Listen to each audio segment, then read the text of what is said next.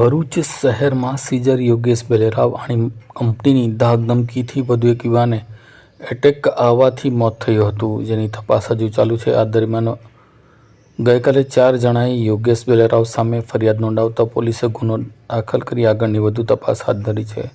ભરૂચ શહેરના શેરપુરા રોડ ઉપર આવેલ મદીના પાર્ક ખાતે રહેતો શહેજાન શોએબ ખલીફાએ ગત તારીખ 28 નવેમ્બરના રોજ એક્ટિવા પર મદીના હોટલથી સ્ટેશન તરફ જઈ રહ્યો હતો। તે વેળા 532 સર્કલ પાસે યોગેશ બેલેરાવે તેને રોક્યા અને એક્ટિવાના હપ્તાના બાઉન્સ થયેલા ચેક પૈકી લોનના 1 લાખ રૂપિયા ભરવાની બાકી છે, જો લોન નહીં ભરે તો ગાડી ગોડાઉનમાં જમા કરાવી દઈશ તેવી ધમકી આપી હતી।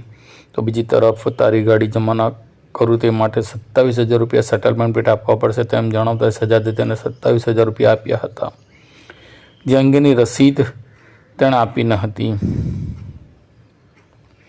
તો બીજી તરફ આ મામલે આરોપીઓને સાથે રાખીને ગઈકાલે પોલીસે રિકન્સ્ટ્રક્શન કર્યું હતું। ભરૂચ પોલીસે સીઝરોની ધાકધમકીના યુવાનના મોતની ઘટના બાદ મુખ્ય આરોપી યોગેશ બેલેરાવ સહિત 4 જણાની ધરપકડ કર્યા બાદ યોગેશ અને સંજય વસાવા સામે બીજી ફરિયાદ પણ નોંધાઈ હતી। આ દરમિયાન પોલીસે મંગળવારે સીઝરોનું બરાબર સરઘસ કાઢ્યું હતું અને ઘટના સ્થળે લઈ જઈને રિકન્સ્ટ્રક્શન કર્યું હતું।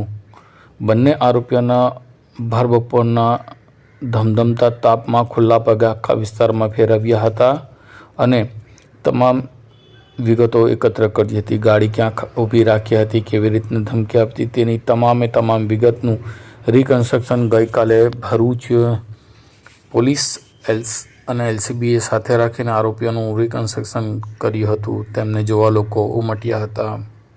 कॉल करें अभी 8730533664 पर या 9426889560 पर। हिमालय इंटरप्राइजेज जियो मार्ट डिजिटल भरूच